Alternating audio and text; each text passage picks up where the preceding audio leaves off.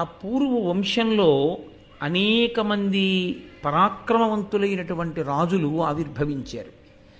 కడకు ఆ వంశంలో దుష్యంతుడు కూడా జన్మించాడు. ఆ దుష్యంతుడు పుట్టుకతోటే చాలా బలపరాక్రమములు కలిగినటువంటి వాడు.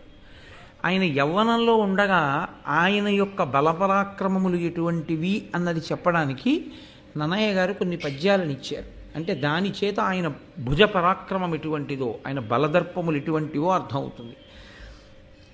ఉర్వీరుహ నివహముతో పర్వతములు విరికి యొండు పర్వతములపై పర్వగ వైచుచు యవ్వన గర్వంబున నొప్పి నుర్వి కడునధికుండై.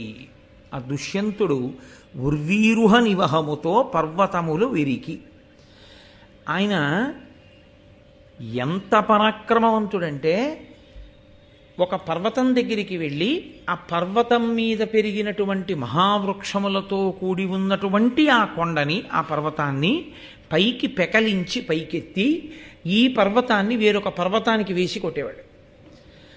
పులులు, సింహాలు, శరభములు, శరభము అంటే సింహం కన్నా గొప్పది కాబట్టి అటువంటి మృగములనన్నిటినీ కూడా అవలీలగా వేటాడి మదపుటేనుగుల మీద తిరుగుతుండేవాడు. అంతటి మహాబలపరాక్రమ సంపన్నుడైనటువంటి దుష్యంతుడు ఒకనాడు వేటకి వెళ్ళాడు. ఈ వేటకి వెళ్ళడం అనేటటువంటిది ఎందుకు పెడతారు అంటే దానికి ఒక కారణం ఉంటుంది. ఏదో సరదాగా వెళ్ళడం కాదు. క్రూరమృగముల సంఖ్య పెరిగిపోయి జనపదాల్లోకి ప్రవేశించి పౌరులను ఇబ్బంది పెట్టకుండా ఉండడం కోసం, వాటి సంఖ్యని నియంత్రించడం కోసం రాజులు వెళ్ళి క్రూరమృగాల్ని వేటాడుతూ ఉంటారు. అందుకే వేట కూడా ఒక ధర్మం, వేట కూడా కొన్ని నియమాలతో ఉంటుంది. వేట వ్యసనము కాకూడదు. వేట వ్యసనమైతే దెబ్బతింటాడు మళ్ళీ. కాబట్టి అటువంటి దుష్యంతుడు వేటాడుతున్నాడు. ఆయన గొప్పతనం చెప్తూ ఆ దుష్యంతుడు అనంత సత్వుడు, సమస్తాశాంత మాతంగ మర్యాదాలంకృతమైన భూవలయమాత్మాయత్తమయ్యుండగా ఆదిత్యాంశు సమీర దుర్గమ మహోగ్రారణ్య దేవాళితో ఆదిక్షత్ర చరిత్రనేల అజితుండై బాహువీర్యంబునన్ అంటారు నన్నయ్య గారు. ఆ దుష్యంతుడు అనంత సత్వుడు. ఆయన ఎంతటి భూమండలాన్ని పరిపాలించాడు అంటే ఆయన రాజ్యానికి ఎల్లలేవి అని అడిగారు. ఆయన రాజ్యానికి ఎల్లలు దిశాగజములు అంటాం. రామాయణంలో సగర చక్రవర్తి యొక్క ఆఖ్యానంలో వస్తుంది అది. ఈ భూమండలాన్ని అన్ని దిక్కులా ఒక్కొక్క ఏనుగు మోస్తూ ఉంటుంది, 4 దిక్కులలోనూ కూడా. 4 దిక్కులలోనూ దిశాగజములు మోసేటటువంటి చివర్లు ఎక్కడి వరకు ఉన్నాయో అంత పర్యంతము ఆయన ఆధీనములో ఉండేది. అంటే ఆయన పరిపాలించని ప్రాంతము వేరొకటి లేదు. సమస్త భూమండలము ఆయన అధీనమునందు ఉండేది. అంతటి మహాపరాక్రమవంతుడై అంతటి మహారాజైనటువంటి వాడు ఎటువంటి అరణ్యములలోకి వెళ్ళి వేటాడేవాడు అంటే ఆయన ఆదిత్యాంశు సమీర దుర్గమ మహోగ్రారణ్య దేవాళితో. అవి సామాన్యమైన అరణ్యాలు కావు. వాటిలోకి సూర్య కిరణములు పడవు. ఎందుకని అంటే అంత దట్టంగా అలుముకుపోయి ఉంటాయి. అలాగే గాలి కూడా చొరబడడానికి అవకాశం ఉండదు, అంతగా పొదలు పెరిగిపోయి ఉంటాయి. అటువంటి దుర్గమమైన అరణ్యములలోకి వెళ్ళి ఆయన వేటాడుతుండేవాడు. అటువంటి దుష్యంతుడు ఇంకింతకన్నా చెప్పక్కర్లేదు. దుష్యంతుని యొక్క బలపరాక్రమములకు ఈ 2 పద్యములు సాధికారిక నిదర్శనములు. కాబట్టి అటువంటి వాడు ఒకానొకప్పుడు తీవ్రమైన వేగంతో వేటాడుతున్నాడు. ప్రభువుకున్నటువంటి వేగం, ప్రభువుకున్నటువంటి ఆ వెళ్ళగలిగిన శక్తి అందరికీ ఉంటుందా? వెనకాతలు ఉన్న వాళ్ళకి ఉండదు. ఒక యుద్ధ భూమిలో యుద్ధం చేయడం వేరు, ఒక దుర్గమమైనటువంటి అరణ్యంలో ప్రభువు గుర్రం మీద వెళ్ళిపోతుంటే ఆయన్ని అనుగమించి వెళ్ళగలగడం వేరు. ఎందుకంటే మీద పడేటటువంటి జంతువుని చంపుకుంటూ ముందుకు వెళ్ళిపోతాడంతే. అది అందరికీ సాధ్యం కాదు, వెనక నిలబడిపోతారు మిగిలిన వాళ్ళు. కాబట్టి రాజు అలా వేటాడుతూ కొంతమంది మంత్రులను మాత్రమే దగ్గరుంచుకొని ఒక పర్వతం దగ్గరికి వెళ్ళాడు. అక్కడి నుంచి చూస్తే ఒక అద్భుతమైనటువంటి ఆశ్రమం ఒకటి కనపడింది. ఇక్కడే మీరు నన్నయ్య గారి రచనలో ఉన్నటువంటి వైశిష్ట్యాన్ని అర్థం చేసుకోవాలి. అది ఒక ఆశ్రమ ప్రాంతము. ఇప్పుడు వేటాడుతూ వెళ్ళినటువంటి దుష్యంతుడికి అది ఎవరి ఆశ్రమమో, అది ఆశ్రమమా కాదా అన్న విషయము తెలిసి ఉండడం ఒక విషయం, తెలియకుండా ఉండడం ఒక విషయం. ఎందుకంటే అరణ్యంలో వేటాడుతూ వెళ్ళినప్పుడు ఇది ఫలానా వారి ఆశ్రమం అని తెలియాలని ఏం లేదు. ఏదో వేటాడుతూ అలా వెళ్ళిపోయినప్పుడు ఆశ్రమం కనపడచ్చు. కాబట్టి దుష్యంతుడికి తెలుసా తెలియదా, అసలు ఇది కణ్వ మహర్షి యొక్క ఆశ్రమము, నేను ఇక్కడికి వచ్చానన్న విషయం తెలుసా వచ్చినటువంటి దుష్యంతునకు? అది ఒక ప్రశ్న. అంటే ఆ ప్రశ్న అంత అవసరమా అండి అని మీరు నన్ను అడగచ్చు. ఒక కోణంలో అది చాలా చాలా ముఖ్యమైన ప్రశ్న. అందుకని ఇప్పుడు ఆయన అక్కడికి వచ్చి చూశాడు ఒక ఆశ్రమాన్ని. తన చుట్టూ కొద్ది మంది మంత్రులు మాత్రమే ఉన్నారు. వాళ్ళతో ఆయన అన్నాడు, అది కణ్వాశ్రమము అన్నాడు. అంటే ఆయనకి తెలుసా? తెలుసు. అది కణ్వాశ్రమం అన్న విషయం దుష్యంతునికి తెలుసు. ఆశ్రమం ఎవరిదో ఆయనకి తెలియకపోలేదు. కణ్వుడు ఎటువంటి వాడో కూడా ఆయనకి తెలుసు, ఎందుకంటే శకుంతలతో మాట్లాడుతూ బయటపడ్డాడు. కాబట్టి ఇప్పుడు అన్నాడు, అంతటి మహాత్ముడి దర్శనానికి నమస్కారానికి వెళ్ళే ముందు నా వెంట ఏ విధమైన రాజలాంఛనములు ఉండకూడదు. మహాత్ముల దర్శనానికి వెళ్ళినప్పుడు ఆయన గురువు అంటే మనం లఘువు, ఆయనకన్నా మనం తక్కువ వాళ్ళం. కాబట్టి మనం మర్యాదతో వెళ్ళాలి. ఇంతమంది మంత్రులతో కలిసి నేను వెళ్ళకూడదు. కాబట్టి నేను ఒక్కడనే వెళ్ళి కణ్వునకు నమస్కరించి ఆశీర్వచనాన్ని పొంది వస్తాను. కాబట్టి అది కణ్వాశ్రమము అన్న విషయం మాత్రం దుష్యంతుడికి తెలుసు. ఇప్పుడు ఆయన ఆశ్రమంలో కణ్వుని కోసమని చూస్తున్నాడు. ఆశ్రమ ప్రాంగణం అంటేనండి చెట్లు పూల మొక్కలు అవి ఎక్కువ ఉండొచ్చు, కానీ కుటీరం ప్రధానంగా ఎవరిది ఉంటుంది? ఆయనది ఉంటుంది. ఎవరైనా కొద్ది మంది శిష్యులు ఉంటారు, అదే కానీ కొన్ని వేల మంది ఉండేటటువంటి ప్రాంగణం ఏం కాదు. అది ఏదో కొద్ది మంది శిష్యులు ఉంటే ఉండొచ్చు. నిర్మానుష్యంగా ఉంది, ఎవరు లేరు. కాబట్టి కణ్వుడేరి అని వెతుకుతూ ఆయన వెడుతున్నాడు. ఆయనకి అకస్మాత్తుగా ఒక అందమైన ఆడపిల్ల కనపడింది. చాలు, ఆ ఒక్క మాట చాలు. ఇంకంతకన్నా దానికి పెద్ద వర్ణనలు అనేటటువంటి ఆవిడ అందమైనది అని తెలుసుకోవడానికి. అందమైన శకుంతల అని నేను ఆ మాట అంటే చాలు, దానికి పెద్ద అంగాంగ వర్ణనం ఏం చేసి చెప్పక్కర్లేదు. కాబట్టి ఆ శకుంతలని చూశాడు ఆయన. చూసి ఆమె ఎవరో మాత్రం దుష్యంతునికి తెలియదు. కాబట్టి కణ్వుని ఆశ్రమం అని తెలుసు, కణ్వుని దర్శనానికి వెళుతున్నాడు. అక్కడ అకస్మాత్తుగా ఒక అందమైన ఆడపిల్ల కనపడుతుందని ఆయన అనుకోలేదు. ఇప్పుడు కనపడింది, కానీ ఆయన పరాకు ఆయనది. ఎందుకని? అది మున్యాశ్రమం. అటువంటి చోట ఒక ఆడపిల్ల కనపడింది అంటే తాను రాజ్యమేలే ప్రభు. చాలా ఎంత తక్కువ వీలైతే అంత తక్కువే మాట్లాడాలి, ఎంతవరకు మాట్లాడాలో అంతవరకే మాట్లాడాలి, వెంటనే వెళ్ళిపోవాలి సాధ్యమైనంత తొందరగా.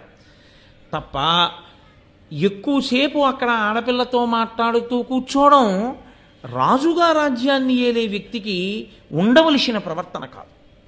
కాబట్టి ఆయన అడిగాడు, కణ్వుడు ఉన్నారా? వారి యొక్క దర్శనానికి వచ్చాను. క్రచ్చరవేట వచ్చి ఇట కణ్వ మహాముని చూచిపోవగా వచ్చితి, ఎందుబోయురకో వారిని విని ఆ లతాంగి వారిచ్చట నుండి ఈ క్షణమ ఏగిరి కానకు పండ్లు తేర మీ వచ్చుటెరింగిరే నిజన వెల్లభ వరును ఒత్తురింతకున్. ఇదే నేను మీతో మనవి చేసింది. శకుంతల 3 రకాలుగా కనపడుతుంది ఈ ప్రత్యేకించి ఆఖ్యానమునందు అని. దుష్యంతుడు మాట్లాడినటువంటి మాట ఎంత తక్కువ మాట్లాడాడో ప్రారంభంలో ఆయన హృదయాన్ని సూచిస్తుంది. ఆయనకి ఇంకక్కడ దుష్యంతుడు ఆయన లేరు, కణ్వుడు లేరు అన్నారనుకోండి, అక్కడ నిలబడదామన్న ఊహ దుష్యంతునికి లేదు. కానీ కించిత్ బలహీనత మనసులో ప్రవేశించింది. ఈవిడెవరో చాలా అందంగా ఉంది, తెలుసుకోవాలని ఒక కుతూహలం మాత్రమే పడింది. కానీ తన ధర్మం తనకు అడ్డొచ్చింది. క్రచ్చరవేట వచ్చి ఇట కణ్వ మహాముని చూచిపోవగా వచ్చితి, ఎందుబోయురొక వారనినన్. ఇంతే, వేట కోసమని వచ్చాను ఇక్కడికి. చూడండి, ఏదో కాకినాడ వచ్చానండి, బంధువుల ఇంటికి పెళ్ళికి వచ్చాను, ఓసారి మిమ్మల్ని చూసిపోదామని వచ్చాను అంటుంటారు. అలా అంతే అన్నాడు ఆయన. ఇక్కడ వేటకు వచ్చాను, ఎలాగో వచ్చాను కదా అని ఒకసారి కణ్వ మహర్షిని దర్శనం చేసుకుని వెడదామని వచ్చాను. ఎటు బోయురో వారు ఎక్కడా లేరు, ఎక్కడికి వెళ్ళారు? ఇది స్వగతం, అంటే లోపల అనుకుంటున్న మాటని పైకనీసినట్టుగా అన్నాడు తప్ప ఆ పిల్లని అడిగినట్టుగా కూడా లేదు అసలు. ఏమ్మా ఎక్కడున్నారమ్మా? కణ్వ మహర్షి ఆశ్రమం అయినా ఏమిటి, ఎక్కడ కనపట్టలేదు, ఎక్కడికి వెళ్ళారమ్మా అని అన్నట్టు కానీ, నేను దుష్యంతుణ్ణి అని చెప్పినట్టు కానీ మీకు ఎక్కడా లేదు నన్నయ్య గారి భారతం. నేను అందుకే మీకు చెప్పింది, చాలా జాగ్రత్తగా చదవకపోతే పట్టుకోవడం కష్టం అవుతుంది ఈ ఆఖ్యానాన్ని అని. ఎందుపోయురొక వారనినన్ వినియా లతాంగి, లతాంగి అన్న మాట వేశారు అక్కడ. ఒక తీగ వంటి శరీరము కలిగినటువంటి శకుంతల జవాబు చెప్తోంది. ఇప్పుడు 2 రకాలుగా జవాబు చెప్పచ్చు. లేరు, ఎప్పుడు వస్తారో తెలియదు అంటే మీరు ఇక్కడ ఉండక్కర్లేదు. ఆవిడ కూడా ఆయన అక్కడ ఉండడాన్ని ఇష్టపట్టలేడు, పరపురుషుడు ఇక్కడ ఎందుకు అన్నట్లుగా ఉందని. 2, ఆయన ఉండేటట్టుగా కూడా మాట్లాడచ్చు. ఎప్పుడు ఈయనెవరో ఆవిడికి తెలిసి ఉంటే, ఒకవేళ ఆవిడికి ఈయన్ని ఇంకొంచెం సేపు అక్కడ ఉంచుదామన్న ఆలోచన ఏమైనా ఉంటే, ఓ అరణ్యానికి వేటకొచ్చారా, వేటకొచ్చానన్నాడు కానీ నేను దుష్యంతుణ్ణి దేశమేలే రాజునని చెప్పలేదుగా ఆయన. అయినా ఈవిడికి తెలిసి ఉండి ఉండాలి. ఎందుకని తెలిసి ఉండాలి? ప్రభువు యొక్క గుణములను విని, ఇంత అందగాడు, ఇంకా బ్రహ్మచారి, పెళ్ళవలేదు, ఇటువంటి వాడికి నేను భార్యనైతే బాగుండు అన్న ఆలోచన ఏర్పడి ఉండొచ్చు శకుంతలకి. అలా ఎందుకు ఏర్పడుతుందని మీరు అనుకుంటున్నారు? కోటేశ్వరారు అంటారేమో, ఆమె రాజర్షి కూతురు, విశ్వామిత్రుడి కూతురు కాబట్టి ఒక క్షత్రియుడికి ఇల్లాలను అవుదామని ఎందుకు అనుకోదు? అప్పటికి బ్రహ్మర్షి కాడు విశ్వామిత్రుడు మేనకా సంగమ సమయానికి. కాబట్టి ఆమె దుష్యంతునికి భార్యనవుదాం అనుకుని ఉండట్టు. ఆ కోరిక ఎందుకు పుట్టాలి అంటే పరదేవతానుగ్రహం కావాలి కాబట్టి ఆవిడ భరతుడికి తల్లి అవ్వడానికి, దుష్యంతుడికి భార్య అవ్వడానికే శకుంతల పుట్టింది అసలు. కాబట్టి ఆ ఆలోచన ఎందుకు రాదు? వచ్చి తీరుతుంది. కాబట్టి ఇప్పుడు దుష్యంతుడు వెళ్ళిపోయాడు అనుకోండి, ఇక మళ్ళీ దుష్యంతుడు ఎప్పుడు వస్తాడో తెలియదు. కాబట్టి ఇప్పుడు ఆవిడ నోట్లోంచి వచ్చే మాట ఏదై ఉండాలి, కాసేపు ఆయన నిలబెట్టేదే అయి ఉండాలి. ఆయన నిలబడితే కదా తర్వాత కథ నడవడం. కాబట్టి ఆవిడేమంది? లేరు, ఎప్పుడు వస్తారో తెలియదు అనలేదు. ఆవిడ ఏమందో తెలుసా అండి? ఆ లతాంగి వారిచ్చట నుండి ఈ క్షణమయేగిరి కానకు పండ్లు తేరా మీ వచ్చుటెరింగిరేని జనవల్లభ వరును ఒత్తురింతకున్. జనవల్లభ అంది అంటే మహారాజా అంది, తెలుసుకుంది. అంటే ఈయన దుష్యంతుడు అని ఎవరికి తెలిసింది? శకుంతలకి తెలిసింది. ఈమె శకుంతల ఎవరికి తెలియదు? దుష్యంతుడికి తెలియదు. కానీ ఏం తెలుసు? ఈ పిల్ల చాలా అందంగా ఉందని మాత్రం ఆయన మనసులో తెలిసింది, అంతే.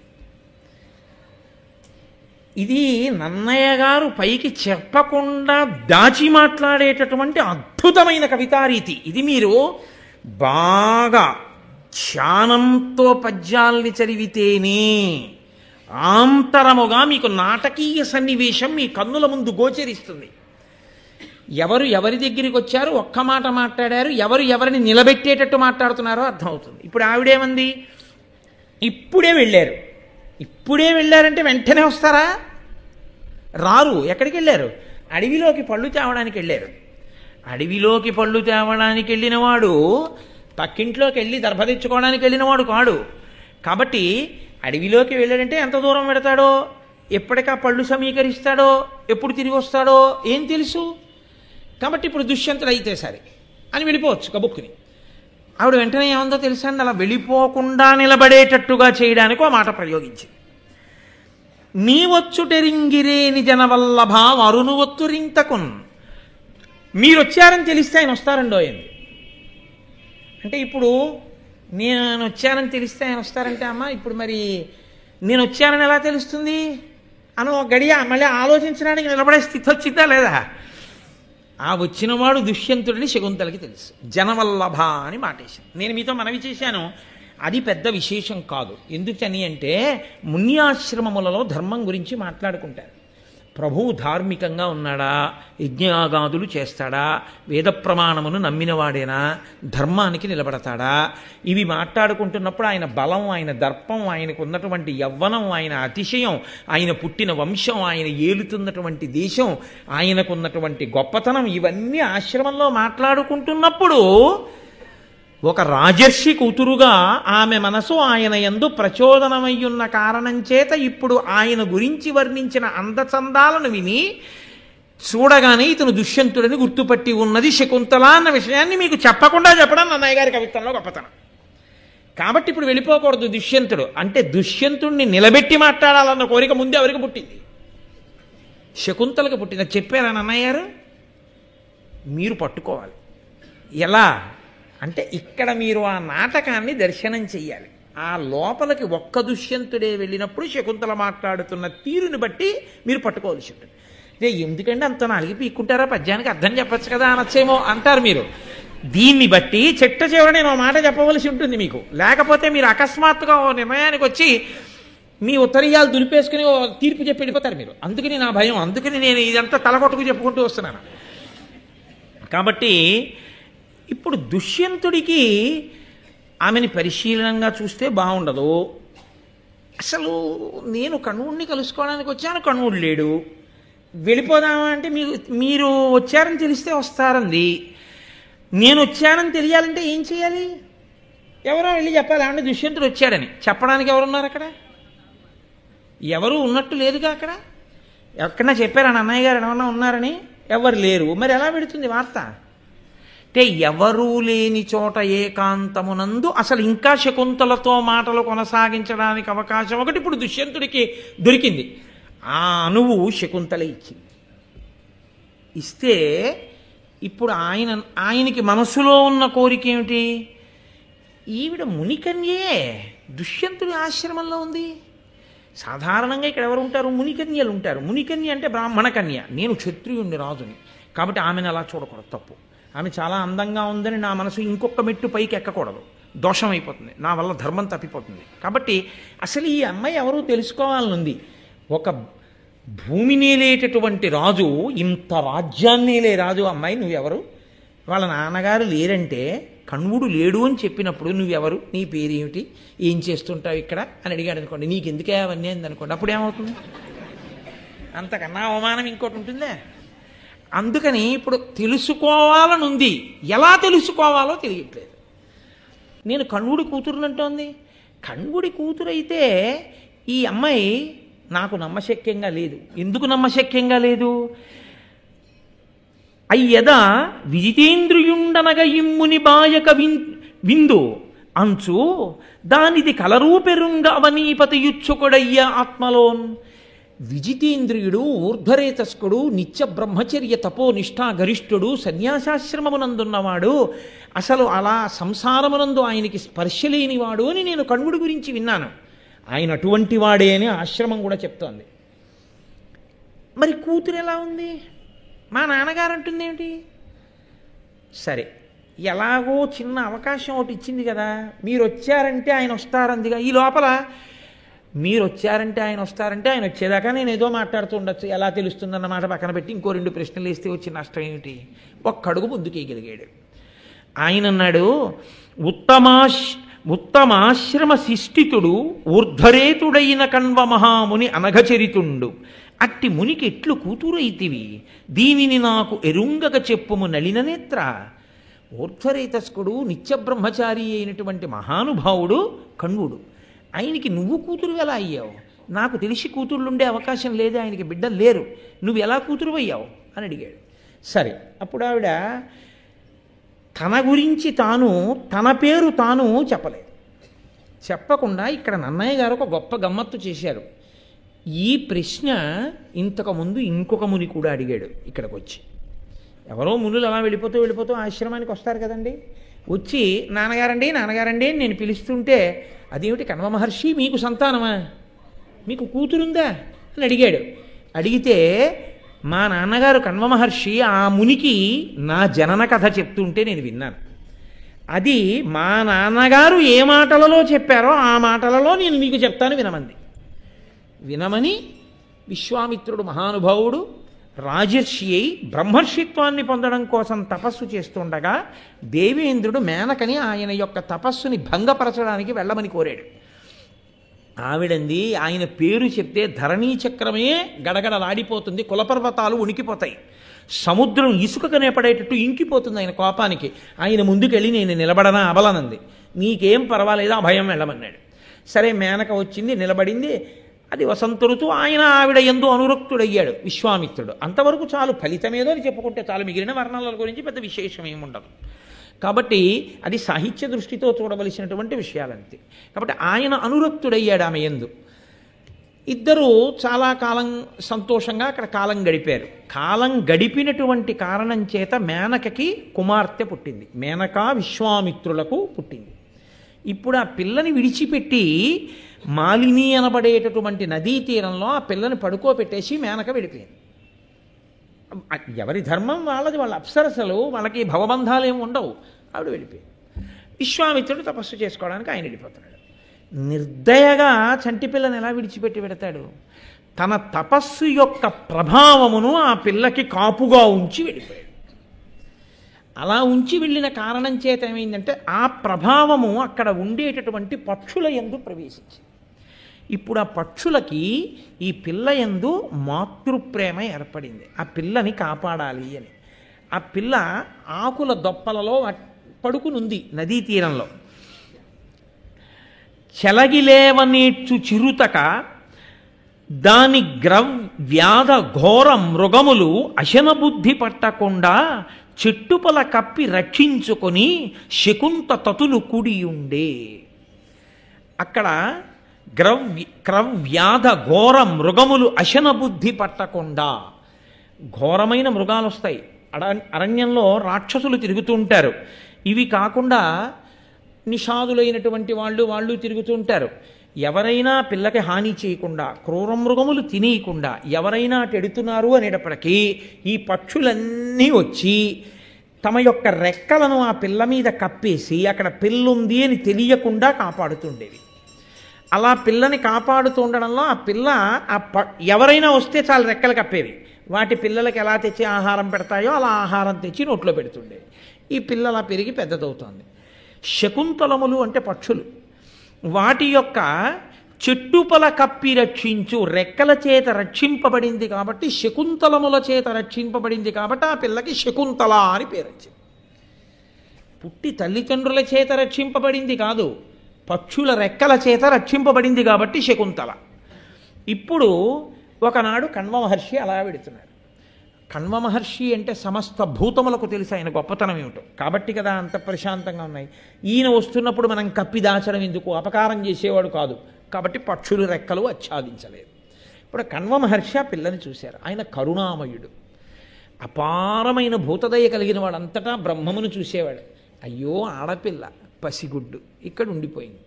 బహుశా ఒక్కసారి దివ్య దృష్టితో చూసుంటాడు. విశ్వామిత్రుడి తేజస్సు, కారణజన్మురాలు, ఈమెని పరదేవత ఒక ప్రత్యేక కారణానికి పుట్టించి ఉంటుంది అని తెలుసుకోలేనంత అమాయకుడు కాడుగా కణ్వుడు. కాబట్టి ఇప్పుడు ఆ పిల్లని ఎత్తుకుని ఆశ్రమానికి తీసుకెళ్ళాడు. ఆ పిల్లని పెంచి పెద్ద చేస్తున్నాడు.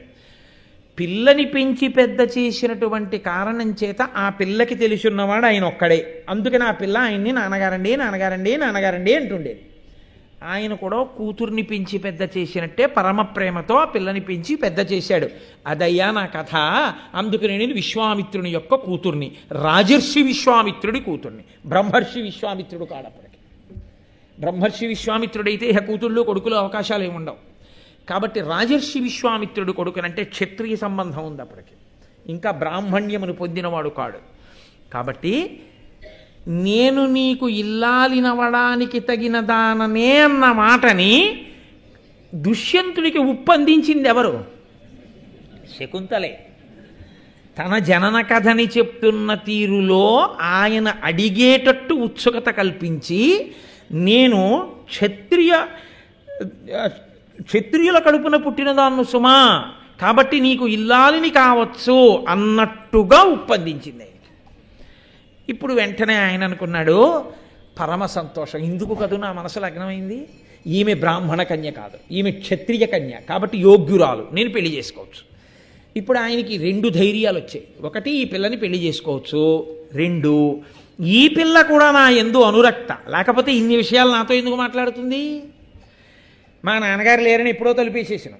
ఇన్ని మాట్లాడుతోంది అంటే పైగా అర్ఘ్యపాద్యాదులనిచ్చింది, అర్ఘ్యపాద్యాదులిచ్చింది, సేవించింది.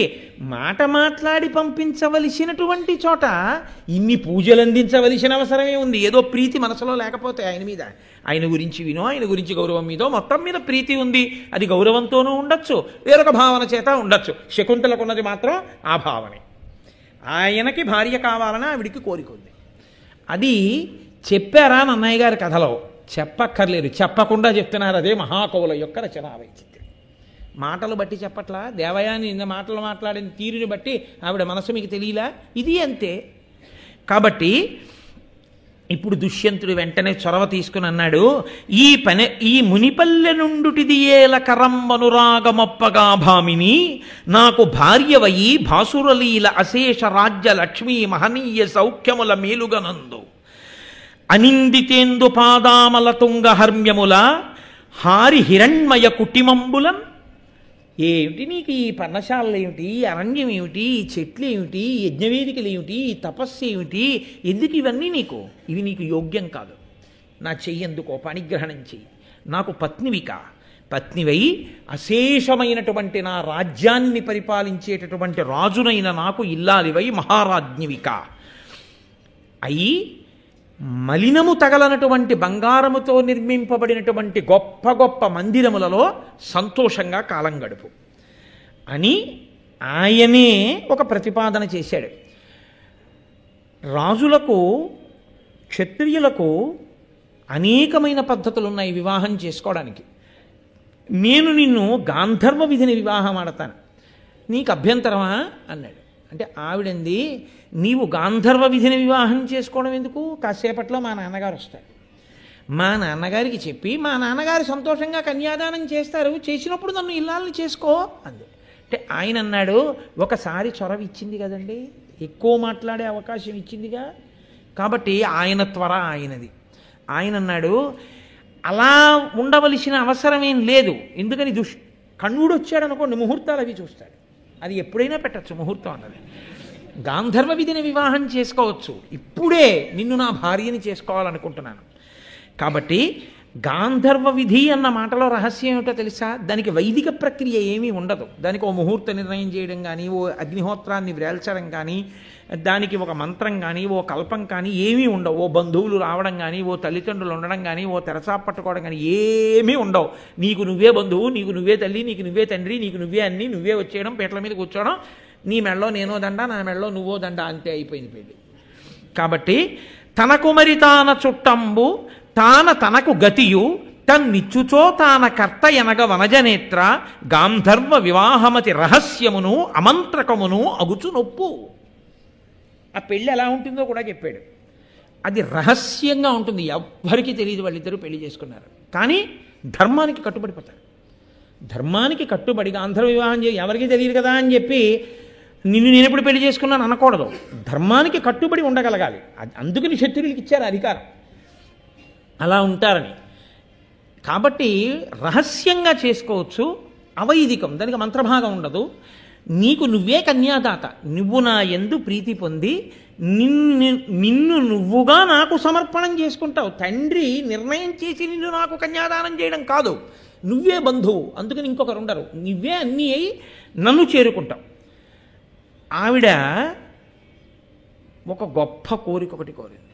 అలాగే క్షత్రియులకి ధర్మం అంటున్నావుగా, నేను నీకు పత్నిని కావడానికి గాంధర్వ విధిని వివాహం చేసుకుంటానంటున్నావుగా, అలాగే చేసుకుందాం గాంధర్వ విధిని వివాహం.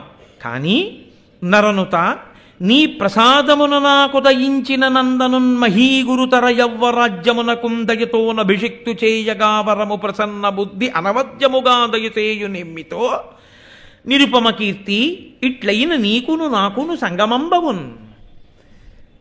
ఇప్పుడు వివాహం అయిపోయిన తరువాత నీ అనుగ్రహం వల్ల నాకు పుట్టేటటువంటి కుమారుడు ఎవరుంటాడో ఆ కుమారుడికి యవ్వరాజ్య పట్టాభిషేకం చేస్తానని నువ్వు నాకు మాట ఇస్తే నేను నిన్ను గాంధర్వ విధిని వివాహం చేసుకుంటాను. తప్పకుండా నువ్వే మహారాజ్ఞివి, నా పత్నివి, కాబట్టి నిన్ను నేను మహారాజ్ఞిగా పత్నిగా స్వీకరించి నీ యందు కలిగినటువంటి కుమారుడికి యవ్వరాజ్య పట్టాభిషేకం చేస్తాను. ఇద్దరూ గాంధర్వ విధిని వివాహం చేసుకున్నారు. ఇద్దరూ కూడా సంతోషంగా దంపతులుగా జీవనమును ప్రారంభం చేశారు అక్కడ. దాని వలన ఆయన అన్నాడు, తిరిగి వెళ్ళిపోతూ ఇంకా కణ్వుడు రాలేదు. ఆయన వెళ్ళిపోతూ అన్నాడు, నేను వెళ్ళి కణ్వ మహర్షికి ఈ విషయం తెలిసి నిన్ను పంపించేటట్టుగా అత్యంత మర్యాదాపురస్సరంగా మంత్రుల్ని పంపిస్తాను. ఆ మంత్రులు వచ్చి కణ్వుడికి నమస్కరించి జరిగిన విషయం చెప్పి నిన్ను తీసుకుని రాజ్యానికి తీసుకొస్తారు. కాబట్టి నీవు ఇక్కడ ఉండు, నేను బయలుదేరుతున్నాను, గౌరవంగా తీసుకెళ్ళడం మర్యాద, అందుకని నేను వెళుతున్నానన్నాడు. వెళ్ళి మంత్రులతో కలిశాడు, తన రాజ్యానికి తాను వెళ్ళిపోయాడు. కొంతసేపటికి కణ్వుడు తిరిగి వచ్చాడు. గడగడలాడిపోయింది శకుంతల. ఆయన తెలుసుకోలేనివి ఏమైనా ఉంటాయా? త్రికాలవేది తెలుసుకోగలడు. తాను చేసిన పనికి తండ్రి ఏమి నింద చేస్తాడో అని బెంగపెట్టుకోండి. ఆ కణువుడు వచ్చి అన్నాడు, తెలుసుకున్నానమ్మా, నువ్వు ధర్మం తప్పలేదు, క్షత్రియుణ్ణి వివాహం చేసుకున్నావు, గాంధర్వ విధిని వివాహం అయిన తర్వాత భర్తతో కలిసి సంతోషంగా కాలం గడిపావు, కాబట్టి తల్లి నీ యందు ధర్మమును ఉల్లంఘించినటువంటి దాఖలాలు లేవు, కాబట్టి నిన్ను నేను తప్పు పట్టట్లేదు, నీకు వరం ఇస్తాను, ఏం కావాలో కోరుకో, నేను ఇంట్లో లేకపోయినా ఆశ్రమంలో లేకపోయినా అంత ధర్మమునకు కట్టుబడి ప్రవర్తించావు కనుక నీకు వరం ఇస్తున్నానంటే దీన్ని బట్టి ఏమర్థమవుతుంది? శకుంతల యందు దోషం లేదు ప్రవర్తనలో, కాబట్టి నువ్వు వరం పుచ్చుకో అని అడిగాడు. అడిగితే ఆవిడంది, నాకు ఎప్పుడూ ధర్మమునందు మనసు నిలబడేటట్టుగా వరం ఇమ్మంది. చాలా సంతోషం, ఆ వరం ఇస్తున్నాను, ఇంకేం కావాలని అడిగాడు.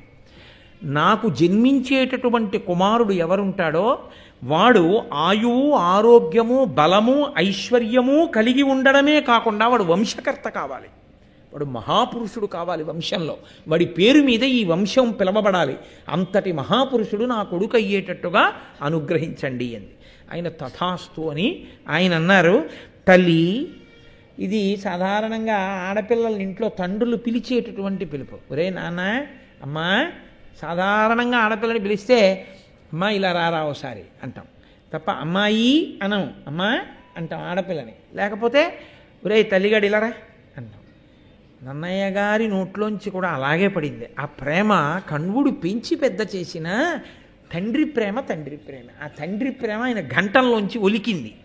తల్లి, నీ కులగోత్ర సౌందర్యములకు తగిన పతి కంటివి, దానికి తగగా గర్భమయ్యే నీదు గర్భమున వాడఖిల భువన వహన మహనీయుడగు చక్రవర్తి సొమ్ము. నీవు క్షత్రియ కులంలో పుట్టిన వాడిని వివాహం చేసుకున్నావు, తగిన భర్త, అన్ని విషయాలలోనూ నీకు తగినవాడు. ఇప్పుడు నీ గర్భం పండి నీకు పుట్టబోయేటటువంటి కొడుకు అఖిల భువనములను శాసించగలిగినటువంటి మహనీయమూర్తి అయినటువంటి చక్రవర్తి అవుతాడు అన్నాడు. కొంతకాలమైంది, ఆవిడికో కొడుకు కూడా పుట్టేశాడు. అంటే ఎవరు తన మాట నిలబెట్టుకోవడం మర్చిపోయాడు? దుష్యంతుడు. మంత్రులను ఇలా వెళ్ళి అలా పంపుతాడన్నవాడు ఆమెకి కొడుకు పుట్టడం కూడా అయిపోయింది, కానీ ఆయన మాత్రం మంత్రుల్ని పంపలేదు. ఆ పిల్లవాడు అమితోగ్రాటవిలోన కృమ్మరు వరాహ వ్యాళ శార్దూల ఖడ్గ మదేబాదుల పట్టి తెచ్చి ఘనుడై కణ్వాశ్రమోపాంత భూజములంతోలిన కట్టుచుం బలిమిమై శాకుంతులుండొప్పే వన్య మధేభంబుల నిక్కుచుం తగిలి నానాశైశవ క్రీడలన్.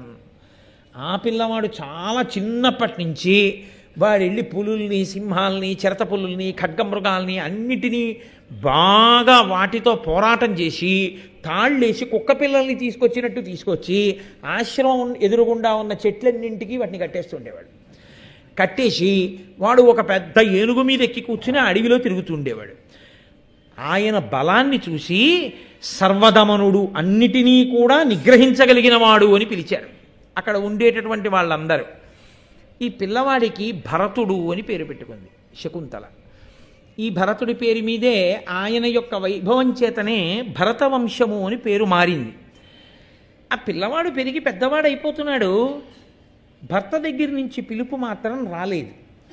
ఒకనాడు కణ్వుడు కూతుర్ని చూసి అన్నాడు, ఎట్టి సాత్తులకును పుట్టిన ఇండ్లను పెద్ద కాలమునికి తద్ద తగదు, పతుల కడన యునికి సతులకు ధర్మువు, సతుల కేడుగడయు పతుల చూవే. అమ్మా, ఎంత గొప్ప సాధ్వి అయినా కావచ్చు, ఎంత పతివ్రత అయినా కావచ్చు, చాలా కాలం పెళ్ళైపోయిన తర్వాత పుట్టినింట్లో ఉండకూడదమ్మా, అది ధర్మం. నీవు నీ భర్త దగ్గర ఉండాలి, భార్య భర్త ఇద్దరూ కలిసి ఉండాలి, అంతేకాని చాలా కాలం నా దగ్గరే ఉండకూడదు, ఎక్కడా ఉండకూడదు. కాబట్టమ్మా, నీవు చక్కగా నీ భర్త దగ్గరికి వెళ్ళిపో. ఎందుకో తెలుసా?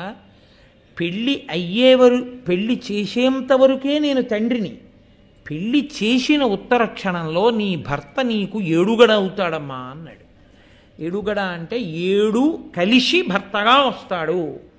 అందుకే భర్త భార్య తరించేటట్టుగా ఆమె చెయ్యి పట్టుకున్నందుకు ఆమెని ధర్మపదంలో భక్తి మార్గంలో ఈశ్వర మార్గంలో తాను నడిపించి ఆమె జీవితాన్ని ఉన్నత పథంలో నిలపగలిగిన వాడై ఉండాలి.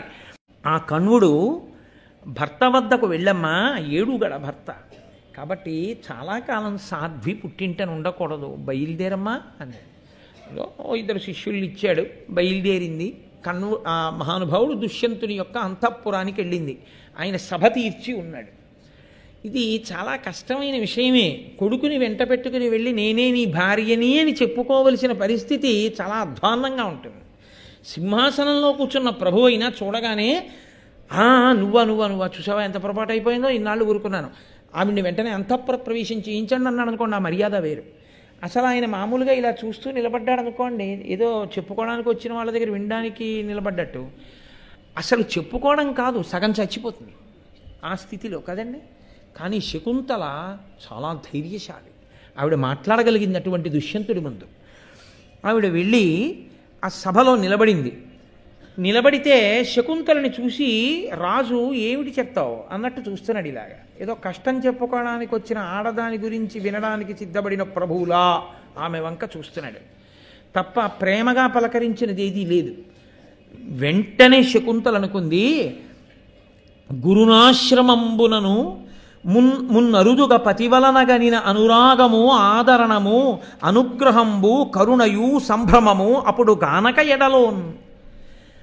ఆశ్రమంలోకి వచ్చినప్పుడు నన్ను చూసినప్పుడు మనసులో కనపడినటువంటి కళ్ళల్లో కనపడినటువంటి అనురాగము కానీ సంభ్రమము కానీ సంతోషము కానీ ఆ ఉత్సాహం కానీ ఈయన కళ్ళల్లో కనపట్టలేదు.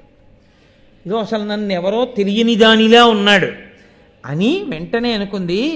మరచిన తలపింపనగు ఎరుగని నాడెల్లపాట ఎరిగింపనగున్ మరి ఎరిగి ఎరుగనొల్లని కరటిన్ తెలుపంగా కమల గర్భుని వశమే. తెలియని వాడికి చెప్పచ్చు, తెలుసున్నవాడికి గుర్తు చేయొచ్చు. తెలిసి తెలియనట్టున్న వాడికి బ్రహ్మగారు వచ్చి చెప్పినా తెలియనట్టే నటిస్తాడు. ఎందుకంటే నటించాలని నిర్ణయానికి వచ్చేసిన వాడు నాకేం తెలుసండి అంటూనే ఉంటాడు.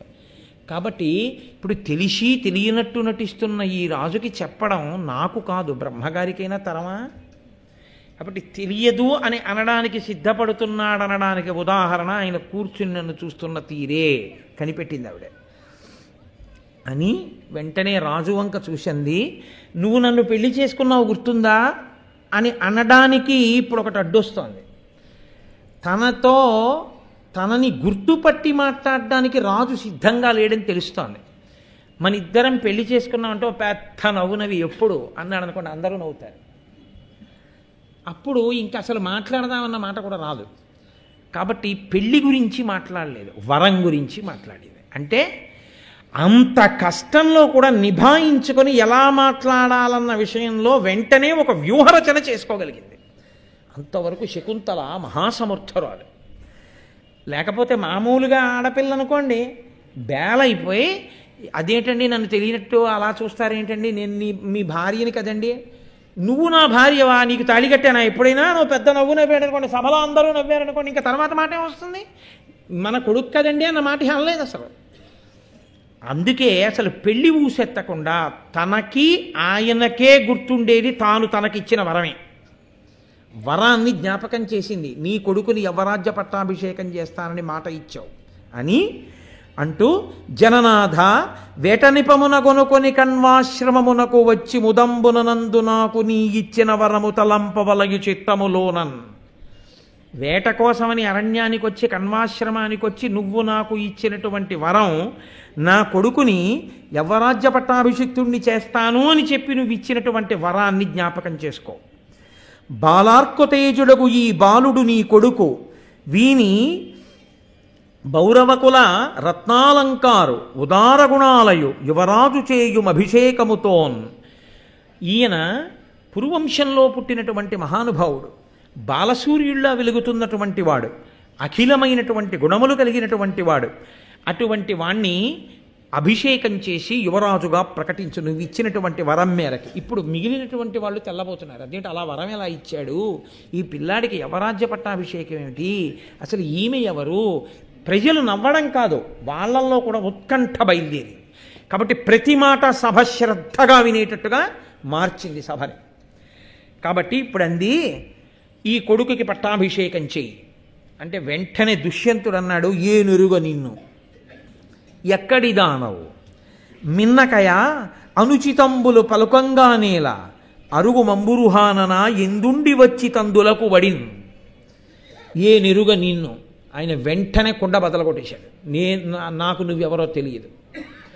ఓ పద్మముఖి, నువ్వు ఎక్కడి నుంచి వచ్చావు, ఎందుకు అనుచితమైన మాటలు మాట్లాడతావు, ఎక్కడి నుంచి వచ్చావో అక్కడికి వెళ్ళిపో అంటే, ఈ మాట అనకుండా చూడాలని ఆవిడ ప్రసంగం మొదలుపెట్టింది. అంటాడేమోనన్న అనుమానంతో అనేసిన తర్వాత హతాశురాలైపోయింది.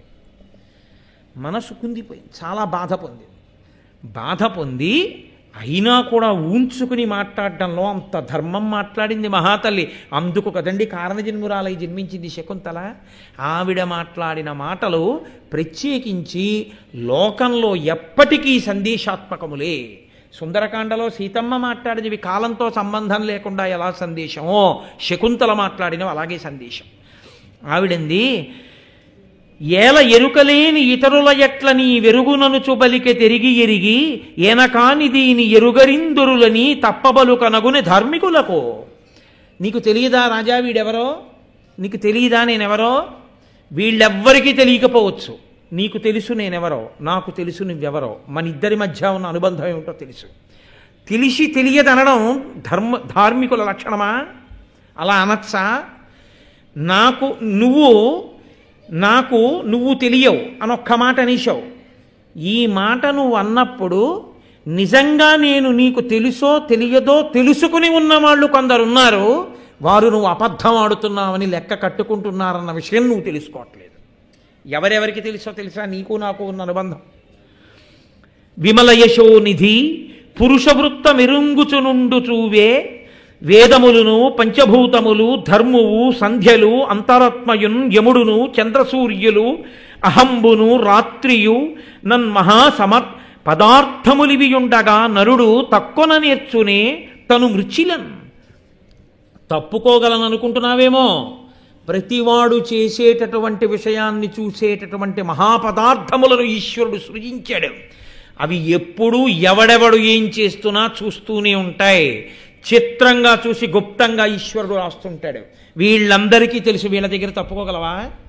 వీళ్ళకంటే తెలియదు, మాట మారుస్తున్నావు. తెలిసిన్న వాళ్ళు ఉన్నారు, వాళ్ళ ముందు చెప్పగలవా నాకు తెలియదు, నేను నీకు తెలియదని? వాళ్ళు వేదములు, వేదానికి తెలుసు నువ్వేం చెప్పావో నాకు. పంచభూతములకు తెలుసు, ధర్మానికి తెలుసు, సంధ్యలకి తెలుసు, అంతరాత్మకి తెలుసు, యముడికి తెలుసు, చంద్రసూర్యులకి తెలుసు, పగలికి తెలుసు, రాత్రికి తెలుసు. ఇవన్నీ మహాపదార్థములు ఈశ్వరుడి చేత సృజింపబడ్డాయి. అవి ఎప్పుడూ చూస్తూనే ఉంటాయి. వాటికి తెలియదా? పంచభూతములకు తెలియదా? ఏ భూమి మీద నిలబడి మాట్లాడావో ఆ భూమికి తెలియదా? ఏ వాయువుని పీలుస్తూ మాట్లాడావో ఆ వాయువుకి తెలియదా? ఏ సూర్యచంద్రుడు సాక్షిగా మాట్లాడావో వాళ్ళకి తెలియదా? నీ అంతరాత్మకి తెలియదా? కాబట్టి తెలుసు, తెలిసిన వాళ్ళు ఉన్నారు. ఆ ఎరిగినట్ల ఇన్నియు నీ ఇచ్చిన వరము దారుణీవరా ఎరుగన్నా ఎందు దొంటి ఎట్టుల చేయుమనుగ్రహము అవజ్ఞ సేయంతగునే. ఈ మహాపదార్థాలకన్నింటికీ కూడా తెలిసిన విషయాన్ని తెలియదు అని నేను బుకాయించడం పాపం మూట కట్టుకోవడమే అనుకున్ననాడు నువ్వు నాకు ఇచ్చిన వరాన్ని జ్ఞాపకం తెచ్చుకొని వీళ్ళెవ్వరూ వినకపోయినా అంతరాత్మ సాక్షిగా నువ్వన్న వరాన్ని నిజం చేసే ప్రయత్నం చెయ్యి. నీటి దగ్గరికి వెళ్ళి ఒడ్డున నిలబడి ఇలా చూసుకుంటే తన నీడ నీళ్లలో అస్పష్టంగా కనపడినప్పుడు తన నీడని తాను చూసుకుని ఎలా మురిసిపోతాడో అలా తన కొడుకు నడిచొస్తుంటే తాను ఎలా మాట్లాడతాడో అలా మాట్లాడుతుంటే తనకి అమ్మంటే ఎంత ప్రీతో వాడికి అమ్మంటే అంత ప్రీతే ఉంటే అందరూ చూసి అచ్చు వాళ్ళ నాన్నగారిలా ఉంటాడు అంటూ ఉంటే తండ్రి ఎంత సంతోషిస్తాడో తెలుసా? నీటిలో తన ప్రతిబింబాన్ని చూసుకుని సంతోషించినట్టు సంతోషిస్తాడు. హృదయస్థానము నుండి కలిగిన తేజస్సు వల్ల పుత్రుడు కలుగుతాడయా. పుత్ అనేటటువంటి నరకాన్ని దాటిస్తాడు కాబట్టి పుత్రుడు అని పిలుస్తుంది. ఆత్మావై పుత్రనామాసి తానే తన కొడుకుగా లోకంలో తన ఎదుట తాను తిరుగుతాడు. అందుకని అంత గొప్ప విషయమయ్యా అది. అటువంటి నీ కొడుకు నా పక్కన ఇలా నిలబడి ఉండగా తెలియనట్టు అలా కూర్చుని మాట్లాడుతున్నావా? ఎంత దోషమయ్యా, నీకు పొంగు రావా నీ కొడుకుని చూసుకుంటే? దేనికి అణచుకుని అలా బతుకుతున్నావు తెలియదని. తప్పు కాదా? ఏమి మామూలుగా మాట్లాడిందా అండి? ఉతికి ఆరేసేసింది శకుంతల. ఏం మామూలుగా మాట్లాడలేదు. ఆయనతో మాట్లాడడం కాదు, ఏది ధర్మమో ఎలా బతకాలో మనకి నేర్పుతోంది ఆవిడ. కాబట్టి ఆవిడంది, నీ పుణ్యతనువు వలన ఈ పుత్రకుడు ధవిల్లి ఎంతయు నొప్పున్ దీపంబు వలన ఉండొక దీపము ప్రభవించినట్లు తేజంబెసగన్. ఇక్కడ మీరు ఒక పెద్ద ధర్మ సూక్ష్మం పట్టుకోవాలి. ఆవిడికి కోపం రాలేదు దుష్యంతుడికి, నువ్వెవరో నాకు తెలియలేదంటే. ఎందుకు రాలేదు? రావాలి కదా. ఇప్పుడు కూడా ఏమంటుందో తెలుసా అండి ఆవిడ? నీ పుణ్యతనువు వలనను అంది. పరమపావనమైనటువంటి నీ శరీరము నా శరీరంతో కలవడం వల్ల ఇదిగో ఈ కొడుకు పుట్టాడు. ఆవిడ దూషించలేదు. ఒక దీపము, వెలుగుతున్న దీపం పక్కన ప్రమిదలో దీపాన్ని వెలిగించినట్టు నీ ప్రతిరూపమే ఇది, గుర్తుపట్టు అని. విపరీత ప్రతిభాషలేమిటికి నుర్వీనాథ ఈ పుత్ర గాత్ర పరిష్వంగ సుఖంబు సేకొనుట ముక్తాహార కర్పూర సాంద్ర పరాగ ప్రసరంబు చందనము చంద్రజ్యోత్స్నయున్ పుత్రగాత్ర పరిష్వంగమునట్లు జీవులకు హృదయంబే కడున్ శీతమే. మంచి ముత్యాలహారం మెళ్ళో వేసుకున్న, పచ్చకర్పూరం ఒంటికి రాసుకుంటే వచ్చేటటువంటి గొప్ప వాసన పీలుస్తున్నా, ఒండ్లంతా మంచి గంధం రాసుకున్నా, పూర్ణచంద్రబింబాన్ని చూస్తూ ఆ వెన్నెలలో ఆ చల్లతనాన్ని అనుభవిస్తున్నా, ఇవి ఏవీ కూడా కడుపున పుట్టిన కొడుకుని కౌగిలించుకున్నప్పుడు వచ్చేటటువంటి తృప్తికి సమానము కావు తండ్రికి. పుత్రగాత్ర పరిష్వంగమే అంత గొప్పది. తన కొడుకుని చూసుకునేటప్పటికీ తండ్రికి అంత సంతోషం వస్తుంది. ఆ కొడుకుని కౌగిలించుకున్నప్పుడు ఎంత కష్టాన్ని మరిచిపోతాడు. అంత బాధ తండ్రి ఎప్పుడైనా పొందవలసి వస్తే ఉపశాంతి ఎక్కడ అంటే ఎంతమంది ఉన్నా ఊరుకుంటాడు. కొడుకుని మాత్రం వెళ్ళి గభాల్ల కౌగిలించుకొని పసిపిల్లాళ్ళ ఏడిచేస్తాడు. ఆ పుత్రగాత్ర పరిష్వంగమునందు అంత సుఖమున్నదయా. నీ అదృష్టం నీ కన్నుల ముందు నిలబడితే దూరంగా నిగ్రహించు కూర్చున్నావా? దేనికి? ఎందుకు నీ కొడుకునైనా కౌగులించుకోలేకపోతున్నావు నువ్వు? అనగుడు వంశకరుండై పెనుపున ఈ సుతుడు వాజపేయంబులు నూరొనరించునని సరస్వతి వినిచే మునులు వినగ నాకు వినువీధి దశన్. ఈ పిల్లవాడు పుట్టి పెరిగి పెద్దవాడవుతుంటే 100 వాజపేయ యాగములు చేస్తాడు అని గగనవాణి పలికింది. అంత గొప్పవాడు, పనికి మాలినవాడు ఏం కాడు. అయ్యో వీణి నా కొడుకంటే బాగుంటుందా అనడానికి అంతటి మహానుభావుడు. నుతజలపూరితంబులగు నూతులు 100 కంటే సూనృత వ్రత ఒక బావి మేలు. మరి బావులు 100 కంటే ఒక్క సత్కృతవది మేలు. తత్క్రతు శతంబున కంటే సుటుండు మేలు. తత్సుత శతకంబు కంటే ఒక సూనృత వాక్యము మేలు చూడగన్. నన్నయ్య గారికి అవకాశం రావాలి కానీ మంచి మాట చెప్పడంలో మాత్రం వెనకాడరు. ఎంత సంతోషమో, వెంటనే ధర్మానికి ఒక సూక్తి రాసేస్తారు ఆయన. అంతటి మహానుభావుడు నన్నయ్య గారు. అంటే ఋషి అండి, అంతటి మహానుభావుడు నన్నయ్య గారి పద్యాలు. అద్భుతమైన పద్యం. ఆయన అంటారు, నుతజలపూరితంబులగు నూతులు 100 కంటే సూనృత వ్రత ఒక బావి మేలు. ఆవిడ పిలిచినప్పుడు సూనృత వ్రత అని పిలిచింది. గొప్ప వ్రతములు కలవాడా అని పిలిచింది, నింద చేయలేదు. అంటే భర్తని ఏదో అర్థం చేసుకుంది. అది మనం అర్థం చేసుకోలేక దుష్యంతుడి పట్ల కోపంతో ఉన్నాం మనం. శకుంతల ఏ కళ్ళజోడులో చూస్తోందో అంటే ఆవిడ కళ్ళజోడు పెట్టుకుందని కాదు, ఆ దృష్టికోణంలో చూస్తే ఓ ఇందుకు దుష్యంతుణ్ణి నింద చేయలేదు అని అర్థమైపోతుంది. అందుకే భారతం చదవడం, భారతాన్ని పరిశీలించడం పరాకుగా చెయ్యాలి అంటారు. చాలా జాగ్రత్తగా చెయ్యవలసి ఉంటుంది. కాబట్టి నుతజలపూరితంబులగు నూతులు 100 కంటే సూనృత వ్రత ఒక బావి మేలు. ఆ కొడుకు చెయ్యడు అని కొడుకులలో కొడుకుగా ఓ నుయ్యి తవ్విస్తారు డబ్బున్నవారు. ఓ నుయ్యి తవ్వించారనుకోండి, తవ్విస్తే ఏమవుతుంది? ఎవరికో దాహం వేస్తుంది, కసి నీళ్లు తాగుతాడు.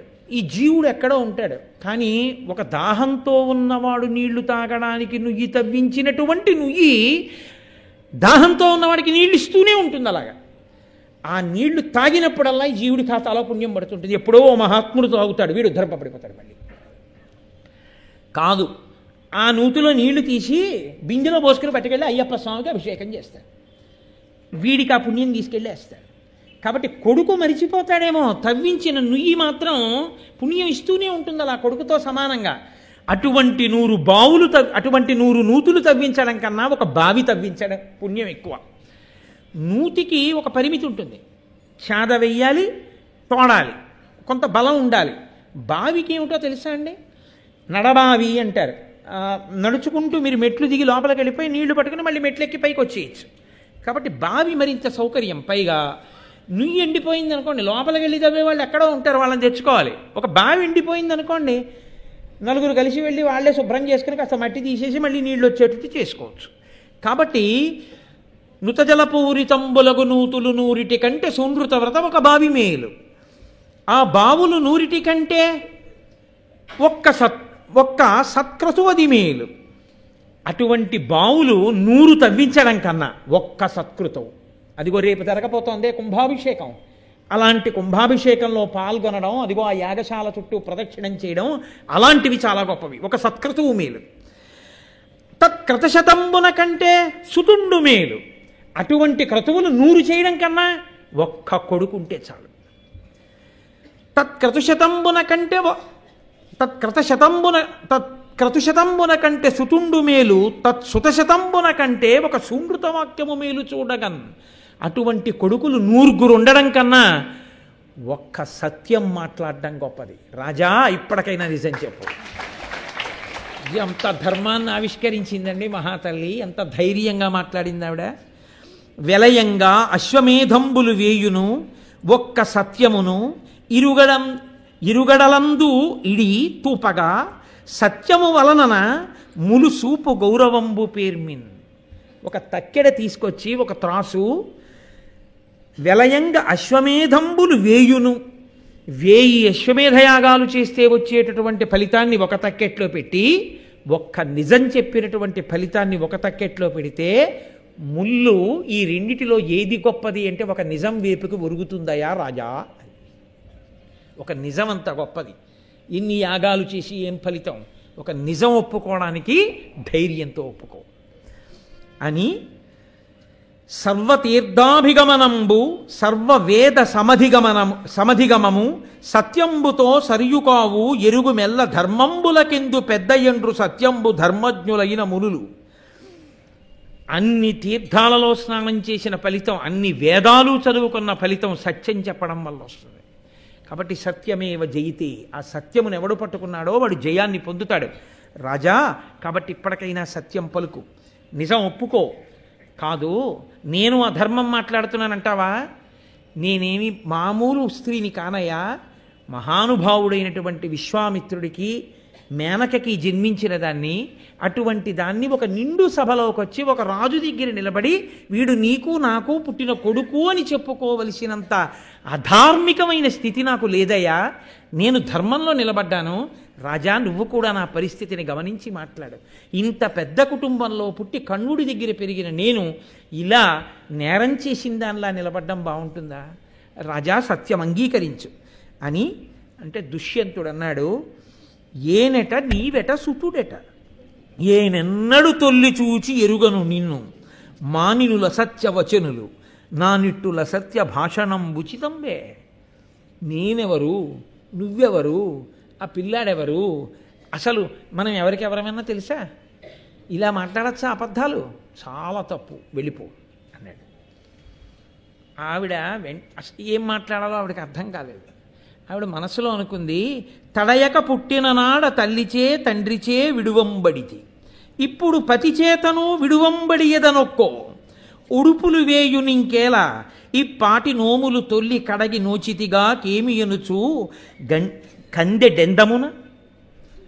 ఆవిడనుకుంది, పుట్టగానే పసిగుడ్డుగా ఉండగానే మాలినీ నదీ తీరంలో మా అమ్మ వదిలేసింది. తర్వాత తపశ్శక్తిని నాకు అండగా పెట్టి నాన్నగారు వెళ్ళిపోయారు. మహానుభావుడు కణ్వుడు తీసుకొచ్చి పెంచి పెద్ద చేశాడు. అమ్మయ్య, భర్త దొరికాడు కదా, అన్నీ మర్చిపోదాం అనుకున్నాను. ఈయనేమో నువ్వెవరో నాకు తెలియదు, వెళ్ళిపో అంటున్నాడు. కాబట్టి పుట్టినప్పటి నుంచి అందరూ విడిచిపెట్టడమే నా యొక్క అదృష్టంలా ఉంది. అవునులే, చిన్న నోములు నోచి పెద్ద ఫలితాలు రమ్మంటే ఎక్కడి నుంచి వస్తాయి, నేనంత పెద్ద నోములు నోచలేదేమో అనుకుని. అప్పుడు కూడా ఒక్క మాట అనలేదండి ఆవిడ. అని నోట మాట రాక ఆ పిల్లవాడిని తీసుకుని కన్నుల నీరు కారుతూ సభలో నుంచి బయటికి వెళ్ళిపోతోంది. వెంటనే అశరీరవాణి పలికింది పైనుంచి, గొనకొని వీడు నీకును శకుంతలకున్ ప్రియనందనుండు సేకుని భరింపు మీతని శకుంతల సత్యము పల్కే సాధ్వి సద్వినుత మహాపతివ్రత వివేకముతోనని దివ్యవాణిత వినిచ ధరాధినాదునకు విస్మయమందగా తత్సభాసదుల్. ఆకాశవాణంది, గొనకొని వీడు నీకును శకుంతలకున్ ప్రియనందనుండు.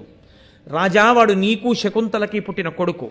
సేకుని భరింపు మీతని, కొడుకు కాబట్టి వాడిని స్వీకరించి వాడిని పోషించు. శకుంతల సత్యము పలికే, శకుంతల సత్యం పలికింది. సాధ్వి సద్వినుత మహాపతివ్రత వివేకముతోనని, ఇప్పటికైనా వివేకంతో ప్రవర్తించవయా మహాపతివ్రత శకుంతల అని పైనుంచి అశరీరవాణి పలకగానే, ఇంతటి మహారాజు, ఇంత గొప్పవాడు, ఇంతటి ధరణీ మండలాన్ని ఏలుతున్నవాడని మనం అనుకున్నాం.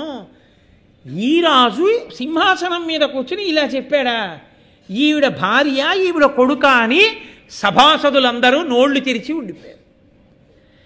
ఉండిపోతే దుష్యంతుడు అన్నాడు, నాకు తెలుసు, ఇప్పుడు నేను బ్యాలెట్ బాక్స్ ఇక్కడ పెట్టి దుష్యంతుడు మంచివాడా శకుంతల మంచిదా అని నేను అడిగాను అనుకోండి, ఒక్క ఓటు రాదు దుష్యంతుడు కాదు.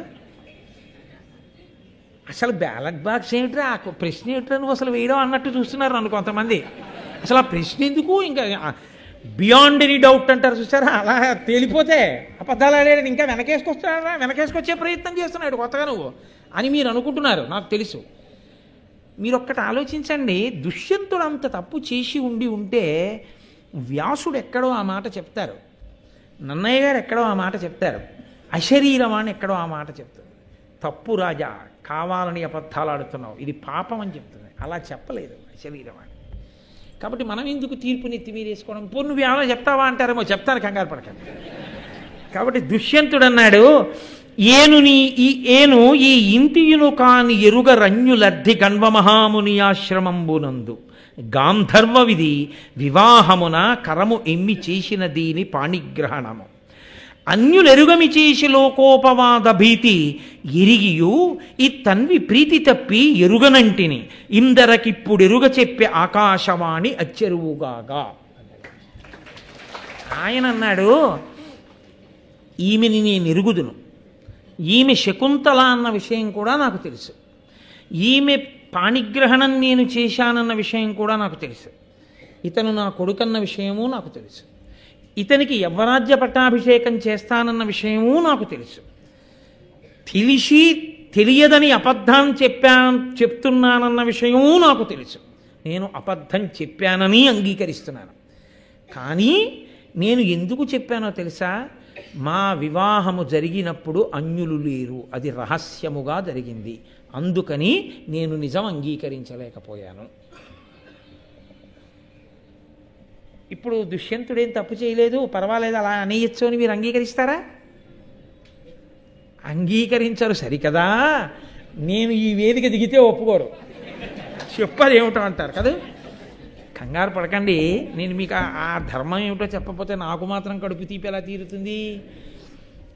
మహారాజులకు ఒక నియమం ఉంటుంది, దక్షిణ నాయకుడు అంటారని నేను మీతో మనవి చేశాను, అనేక మంది భార్యలను స్వీకరిస్తుంటారు. కానీ ఆ భార్యలందరూ కూడా ఎవరు, వాళ్ళ కులం ఏమిటి, వాళ్ళ వంశం ఏమిటి, వాళ్ళ మర్యాద ఏమిటి, వాళ్ళకి ఎంతమంది పిల్లలు పుట్టారు, ఈ విషయాల గురించి రాజ్యమునకు కానీ మంత్రులకు కానీ సేనాపతులకు కానీ ప్రజలకు కానీ సంబంధం ఉండదు. ఏ ప్రజలు కూడా పట్టించుకోరు. ఒక్కొక్కరు 365 మంది భార్యలు దశరథ మహారాజు గారికి. మీరు ఇప్పటికీ ఢిల్లీ వెళ్ళి చూస్తే జహంగీర్ పాదుషా కోటలో ఆయన ఎదురుగుండా శయనాగారానికి వెడుతూ నిలబడిన చోట ఎదురుగుండా అర్ధచంద్రాకారంలో ఉంటాయి గదులు, దాని నిండా రాణులు ఉండేవారు. ఆయన వెళ్ళి నిలబడినప్పుడు అందరూ బయటికి వస్తే ఆయనకి ఎవరు నచ్చితే వాళ్ళని ఇలా అనేవాడు అని మనకు అక్కడికి వెళ్ళినప్పుడు చెప్తారు జహంగీర్ కోటలో. కాబట్టి దక్షిణ నాయకత్వంలో ఉండేవారు రాజులు పూర్వం, దాన్ని ప్రజలు పట్టించుకోరు. అది రాజభోగం అని వదిలేస్తారు. ప్రజలకి, మంత్రులకు, సేనాపతులకు, పురోహితులకు అందరికీ రాజు జవాబుదారీ ఒకే ఒక్క విషయంలో. మహారాజ్ఞి స్థానములో కూర్చునేటటువంటి వ్యక్తి ఎవరుంటుందో ఆమె చరిత్ర ప్రజలకు తెలిసి తీరాలి. దాచి ప్రభువు స్వీకరించరాదు. ఎందుకో తెలుసా అండి? ఆవిడికి పుట్టిన కొడుకు ఉత్తరాధికారి.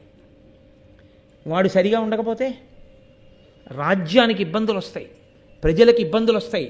అందుకని వారి వంశం ఏమిటో, గోత్రం ఏమిటో, ఎవరి పిల్లో ఏమిటో, ఎక్కడ పుట్టిందో ప్రజలందరికీ తెలిసిన తరువాత మహారాజ్ఞీ స్థానములోకి తీసుకుంటారు.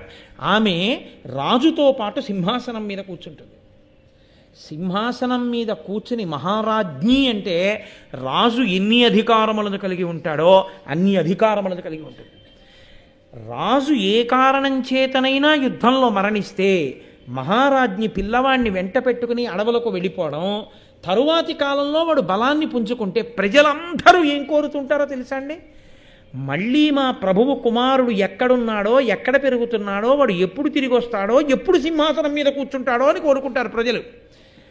రాజ్యచ్యుతుడైన రాజు యొక్క కొడుకు మీద, మహారాజ్ఞి కుమారుడి మీద ప్రజలు అంత ప్రేమ పెంచుకుంటారు.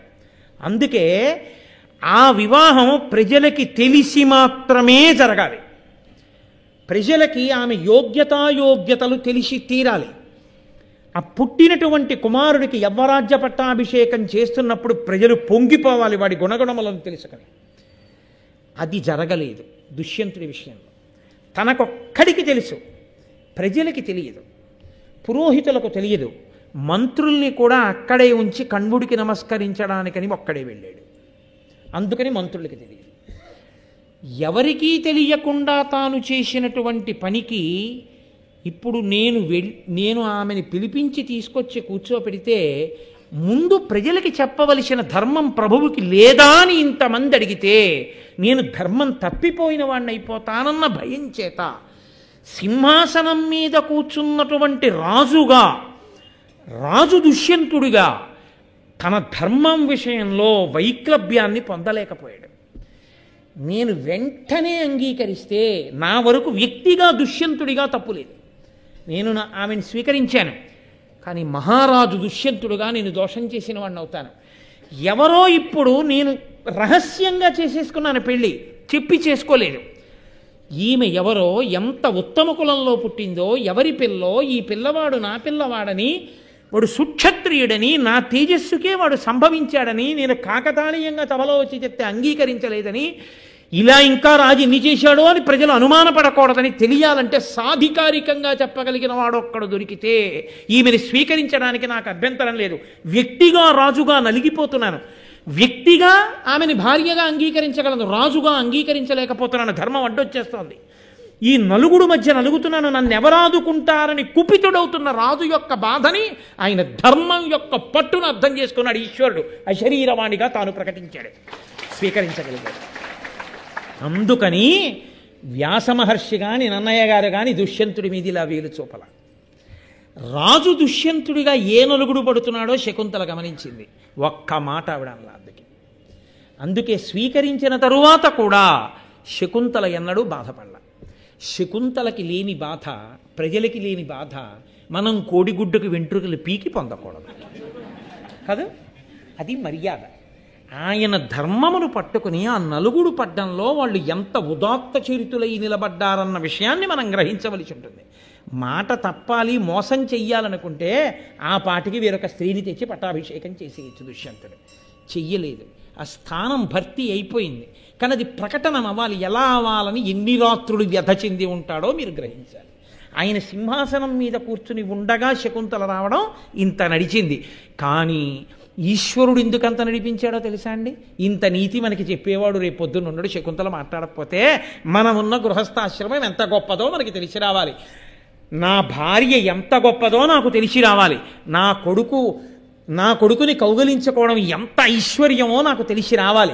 అవి తెలిసి రావాలంటే నేను ఇది చదవాలి. ఇది చదవాలంటే దుష్యంతుడు సింహాసనం మీద ఉన్నప్పుడే శకుంతల రావాలి. అలా వచ్చి మాట్లాడితేనే భావితరాలకి ఈ వైభవాలు అందుతాయి. అందాలి కాబట్టి కదలికల్ని పరదేవత అలా దిద్దింది. కాబట్టి వాళ్ళు సంతోషంగా ఉన్నారు. భరతుడికి యవ్వరాజ్య పట్టాభిషేకం చేశాడు. తరువాతి కాలంలో కొన్ని వేల సంవత్సరములు శకుంతలతో కలిసి భోగములను భవించాడు. తదనంతర కాలమనందు వానప్రస్థాన్ని స్వీకరించాడు. అనేక యజ్ఞయాగాదులు చేశాడు. తొట్టతొదకు ఈశ్వరుణ్ణి చేరుకున్నాడు. మహానుభావుడైనటువంటి భరతుడు రాజై ఎన్నో అశ్వమేధ యాగములు, వాజపేయములు మొదలైనటువంటి యాగములు చేసి ఆయన యొక్క శక్తి చేత ఆ పురువంశాన్నంతటినీ భరతవంశము అన్న పేరు తేగలిగాడు. ఇవాళ అంత గొప్పదైనటువంటి శకుంతలా కణ్వుల యొక్క వృత్తాంతాన్ని మనం ఈశ్వరానుగ్రహంగా